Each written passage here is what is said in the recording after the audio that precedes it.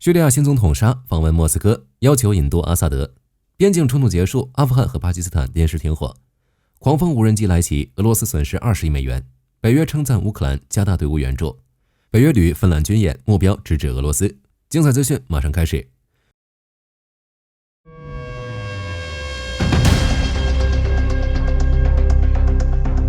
叙利亚新总统首次开启访问莫斯科的行程，与普京商讨国事不假，但他显然还带着更重要的目的。据法新社报道，叙利亚新总统艾哈迈德·沙雷已经抵达莫斯科，即将与普京举行会谈。沙雷访俄的声势搞这么浩大，自然不是为了跟普京聊天拉家常，他的首要目的只为引渡前总统阿萨德。阿萨德是沙雷的前任，掌权叙利亚20多年，直到去年12月被推翻下台，随后前往莫斯科，获得普京的庇护。所以这次叙利亚新总统的首次访俄之旅意义不可谓不大。那么明明新总统的位置还没坐稳，沙雷为什么还急着要迎老总统回家？首先是沙雷政府传来的消息，阿萨德执掌叙利亚20多年，此前在叙国的影响力与威信几乎能够无人比肩。通俗来说，引渡阿萨德回国重新受审，是沙雷新政权树立合法性的关键一步，不但能向国内民众展示阿萨德伏法，巩固自身权威，还能向全世界宣告谁说叙利亚真正的主人，帮助叙国获得更多国家承认。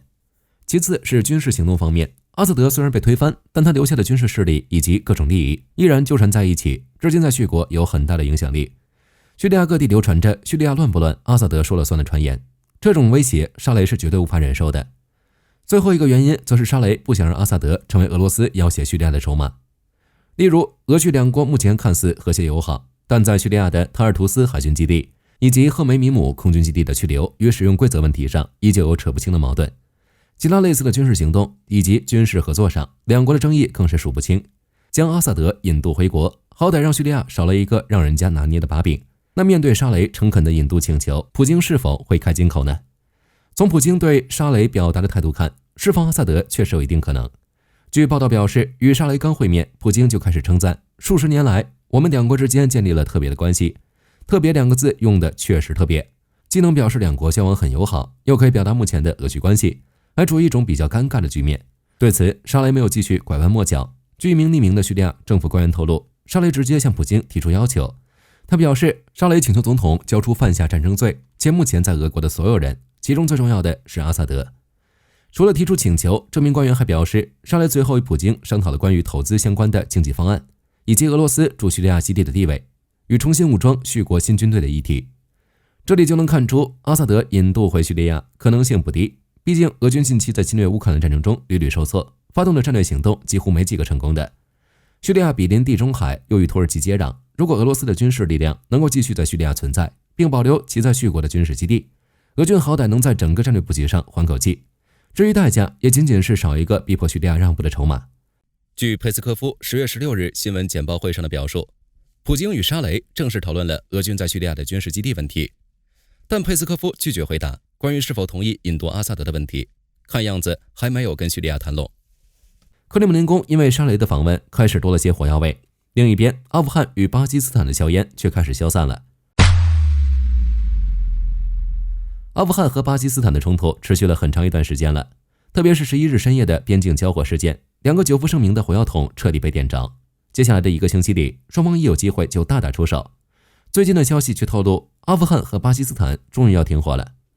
据路透社报道，巴基斯坦外交部表示，巴政府已与塔利班达成协议，将在巴基斯坦时间15日18时开始停止交火。不过大家先别急着高兴，因为这个停火时间仅有48小时。当48小时过后，战火是否会持续，谁也没有底。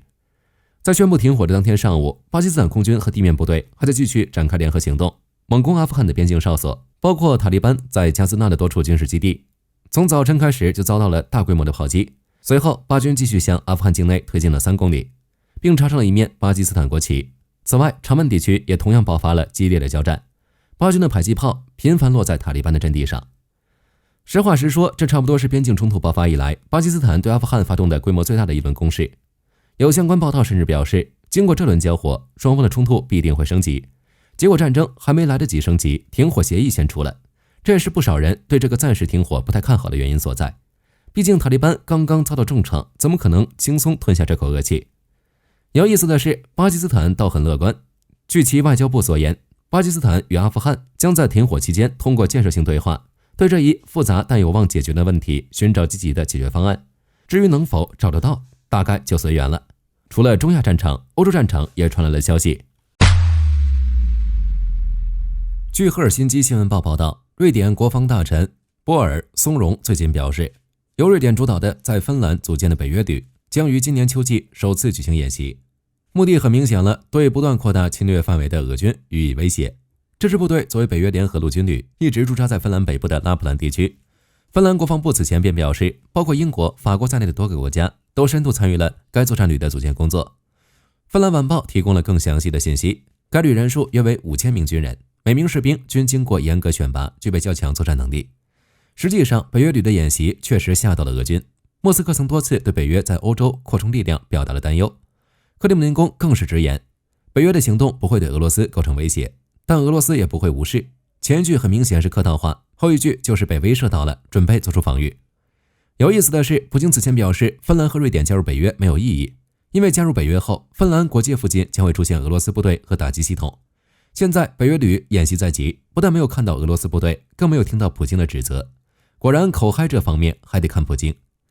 另一方面，面对俄军持续不断的侵略，乌克兰研发的狂风无人机短短3个月的时间里，便成功摧毁俄军超900个军事武器，对俄军造成近20亿美元的损失。作为多用途无人机，狂风无人机确实有狂的资本。据研发该无人机的乌克兰团队宣称，这款自制无人机今年7月服役至今，已成功摧毁超900个俄罗斯目标。公开资料显示，狂风摧毁的目标包括了153辆坦克、231辆装甲车，以及各种军车、弹药库以及大量无人机，甚至包括了4套防空系统。俄军这些装备总价值约19.6亿美元，这次损失对当前俄军前线补给与作战能力影响可谓深远。能取得这样的成绩，与狂风本身优秀的功能离不开关系。狂风的研发团队由一群乌克兰工程师、科技人员与退伍军人组成，还与乌军前线部队和志愿者组织展开了密切合作，被誉为乌克兰在战争期间众多民间军事工业中最重要的创新力量之一。由于是民间科技汇集了各种的奇思妙想，让狂风除了拥有强悍的打击功能，还兼具侦察、拦截与电子战功能。目前，乌克兰武装部队和国防情报总局的多个单位都在使用该产品。当然，仅靠无人机自然无法对俄军坦克甚至防空系统产生威胁，毕竟俄军也有歼胜者无人机在旁边，专门在侵略战争中用来打击乌克兰的重要设施与无人机。对此，研发团队特意开发了一款名为刺针的拦截型无人机。该无人机作为狂风的僚机，配备人工智能导引瞄准系统，最高时速超过315公里，专门用来针对歼胜者，一打一个准，歼胜者几乎露头就被秒。这也保障了狂风畅通无阻地对俄军予以正义打击。乌克兰的无人机在反侵略战争中大发神威，北约也忍不住称赞起来，并纷纷决定与乌克兰建立新的防务关系。首先是德国，其通过拉姆施泰因小组与乌克兰签署了一份加强双边防务合作的备忘录。乌克兰国防部长奥列克西·施密哈尔透露称，这是击退俄罗斯侵略以及建立有效民主武器库的具体一步。具体来说，就是继续加大对乌克兰的武器援助。与此同时，施密哈尔还宣布了一项北欧波罗的海国家倡议下的备忘录。该备忘录列举了北欧及波罗的海国家援乌的具体措施，包括为驻波兰的乌克兰军队提供旅级训练和装备，由伙伴国教官对乌克兰军队开展训练，在波兰举行联合演习，以此深化地区防务关系。不难看出，北约与欧洲盟国正在逐渐调整与乌克兰的防务关系。如果说俄军发动侵略战争前，欧洲国家对乌克兰的援助属于人道关怀范畴，那么现在便是彻底将其视作战略合作伙伴，处于一种平等的地位。这种改变源自乌克兰无人机在反侵略战争中的亮眼表现。正如英国防务大臣约翰希利所言，乌克兰抗击俄军的战争为北约盟友提供了宝贵的经验教训，我们已经将乌克兰视为北约地区安全的关键贡献者。除此之外，德国国防部长佩斯托瑞斯还在防务会议中作出决定，将向乌克兰提供超20亿美元的援助，以支持乌克兰的国防需求。据乌克兰政府的统计，到2026年，乌克兰需要筹集约1200亿美元资金，用于支撑其在与俄军持续近4年的冲突中的相关需求。其中乌克兰将自行筹措一半，另一半请合作伙伴协助支付。消息刚出来，俄军还在嘲笑乌军异想天开，可德国的援助诚意却意味着乌克兰还是保守了，1200亿美元国防资金并非不可能。那德国这笔20亿美元的援助是如何分配的呢？据佩斯托瑞斯透露，首先德国将通过专项计划为乌克兰采购价值5亿美元的美国武器，涵盖防空系统、爱国者导弹、雷达系统等，以满足乌克兰当前紧急战略需求。剩余资金将用于持续为乌克兰采购大型武器系统。其次，德国还将额外提供2套防空系统，包括大量导弹以及肩射防空飞弹，甚至是反坦克武器、通信设备及单兵轻武器，可谓诚意十足。最后，除德国之外，其他北约国家也在发力，如美国，在特朗普改变立场后，即将向其提供乌克兰最迫切需要的现货武器，而欧洲盟国和加拿大等国则已根据清单订购了价值约20亿美元的武器，这些武器都将尽快前往乌克兰，帮助其抗击俄军。这个世界上没有最好的武器和战法，只有最适合自己的武器和战法。如今的俄乌战场早已被乌军整成了自己的模样，其无人机战法吸引世界各国争相学习，加上盟友的给力援助，俄罗斯是熊样百出。好了，这期视频到这儿就结束了。那么大家认为普京会同意叙利亚引渡阿萨德的要求吗？在俄乌战场，俄军还能坚持多久？欢迎在视频下方留言，大家一起讨论。喜欢的话不要忘记点点关注。我是火力军，下期见。好的，各位观众朋友们，我们频道一直在聊真实的军事资讯和武器装备，后台也经常有朋友问，有没有值得推荐的入门级模型？今天就和大家分享一款近期接触到的产品。首先，它的外形还原度做得相当不错，比例准确，武器上的一些关键细节和标识也都有体现，材质也说得过去，拿在手上有不错的分量感。其次，它具备一定的可动性，对于理解基础操作原理有一定帮助，让它不仅是个静态摆件。综合它的做工和可玩性来看，价格确实比较亲民。对于想入门模型收藏，或者单纯想在桌上贴一个摆件的朋友来说，是一个性价比很高的选择。商品链接已经给你们上了，感兴趣的朋友可以自行了解。